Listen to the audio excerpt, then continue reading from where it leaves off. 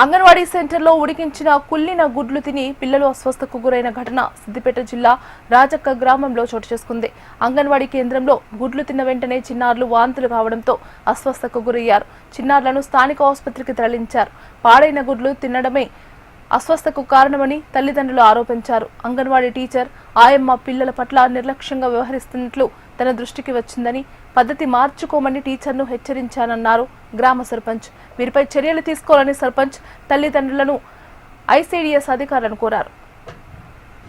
మా కొడుకుని వీడికి తోలిస్తున్నా, అంగన్వాడీ తోలిస్తున్నామని వీడు ఈడ పెట్టేది మేము చూస్తామా చూడము. ఆ ఇంటికి వచ్చినాక కడుపు నొత్తుంది అంటుండు, ఓసారి వాంతి చేసుకుంటుండు.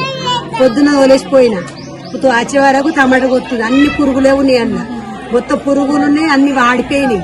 వాడిపోతే అవి పక్కకు వారబోసి పప్పులో ఏదైనా ఉంటే లేకపోతే వట్టిన పప్పు అయినా సరే కానీ అవి వేయకని చెప్పి సరే అన్న. మరి పిల్లలు ఇద్దరు ముగ్గురు వచ్చాక కూర్చున్నా. వచ్చినాక పోయినా వచ్చే వరకు ఈడు మొత్తం వాంతి చేసుకుంటుంది.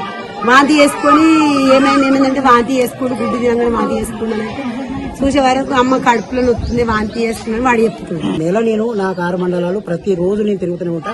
మంగళవారం మిగతా వారాలు వారానికి 2 సార్లు ఆఫీసులు ఉంటాము. సూపర్వైజర్స్ కూడా అందరూ తిరగడం జరుగుతుంది. ఇక్కడ ఈ అంగన్వాడీ టీచర్ మీద ఎక్కడ ఎవరి మీద ఏ టీచర్ మీద ఆరోపణలు వస్తే నేను మెమోలు ఇవ్వడం జరిగింది. తప్పకుండా చర్యలు తీసుకుంటాం. ఎవరైనా పలానా వాళ్ళు నా నోటీస్కి ఇంతవరకు మీరు ఇచ్చినా గానీ పలానా టీచర్ని సపోర్ట్ చేస్తున్నా విషయం ఎక్కడ రాలేదు. ఈ సెంటర్ గురికి సంబంధించి కూడా నేను ఇక్కడికి రానప్పుడు 1 ఇయర్ క్రితము 2 సార్లు మెమోలు ఇవ్వడం జరిగింది. ఓరలో ఒకసారి చెప్పినట్టున్నారు గత ఇన్ఛార్జి సిడిపో.